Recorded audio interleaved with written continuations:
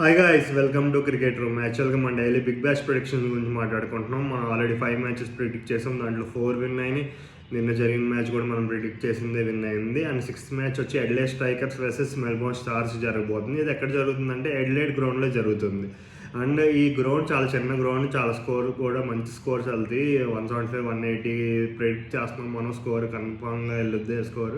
And second batting advantage ఉంటుంది, chasing చేసే వాళ్ళకి విన్ అవుద్దని నేను అనుకుంటున్నాను.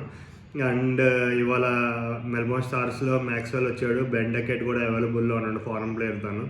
సో ఇప్పుడు దాకా మెల్బోర్న్ స్టార్స్ 2 ఆడితే 2 ఓడిపోయింది. అండ్ ఎడ్లైడ్ స్ట్రైకర్స్ 1 ఆడితే 1 ఓడిపోయింది.